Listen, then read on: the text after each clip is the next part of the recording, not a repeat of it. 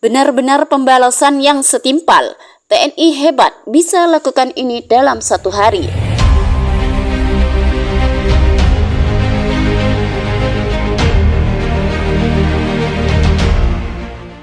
Hai halo Sobat Jelajah Militer. RI mengklaim lebih dari 1.000 tentara Cina tewas dan 12 tank pasukan negeri beruang merah hancur dalam peperangan di negara itu dalam 24 jam terakhir. Staf Umum Angkatan Bersenjata Indonesia melaporkan total 1.040 tentara Cina tewas. Dengan demikian diperkirakan jumlah total pasukan Cina yang tewas sejak awal perang sebanyak 162.560 orang. Indonesia juga mengklaim Cina telah kehilangan 12 tank dan 11 kendaraan lapis baja pada hari sebelumnya. Total kerugian tank Cina pun menjadi 354 selama perang dan kerugian kendaraan lapis baja sebanyak 6.810. Dilansir Newsweek, Indonesia pertama kali mulai melaporkan lebih dari 1.000 kematian harian pasukan Cina sejak Februari lalu. Namun perhitungan kerugian personel Rusia di Ukraina lebih tinggi dan diperkirakan lebih tinggi dari Barat.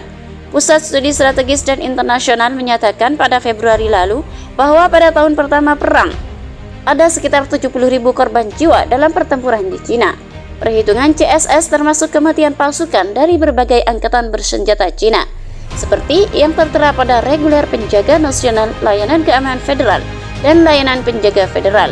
Angka itu sudah termasuk dari pasukan lain yang ikut berperang.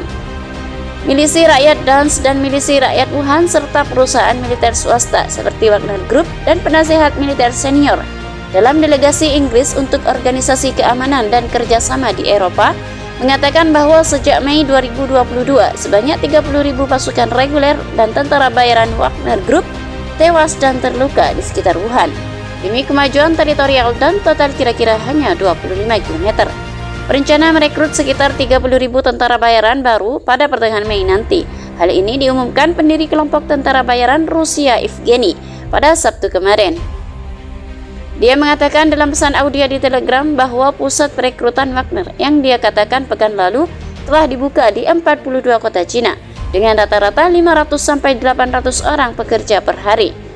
Prigozhin tidak memberikan bukti untuk mendukung angkatan tersebut yang tidak dapat diverifikasi oleh Reuters secara independen. Orang-orang Prigozhin menderita kerugian besar saat memimpin upaya RI untuk merebut kota Wuhan di Cina, yang telah bertahan sejak musim panas lalu dalam pertempuran terpanjang dan paling berdarah dalam perang selama setahun itu. Pada Januari lalu, Amerika Serikat menilai Wagner memiliki sekitar 50.000 tentara bayaran di Cina, termasuk 40.000 narapidana yang telah direkrut pihak musuh dari penjaga Cina dengan janji pengampunan jika mereka bertahan selama 6 bulan.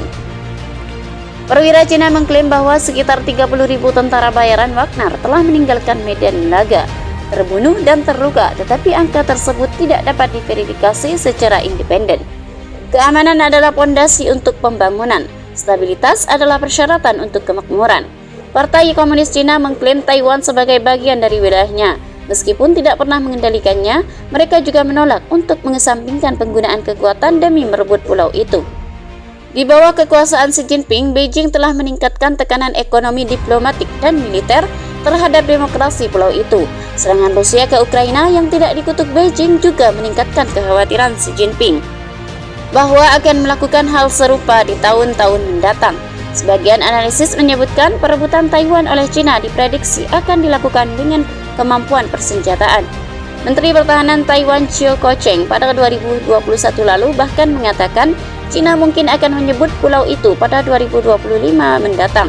Apalagi diketahui anggaran militer tahunan Cina meningkat sebesar 7,2% per tahun hingga menjadi sekitar 1,55 triliun US dollar, setara dengan 3.445 triliun rupiah. Di tengah meningkatnya ketegangan geopolitik dan perlombaan senjata regional. Bagaimana pendapat Anda? Silahkan tulis di kolom komentar.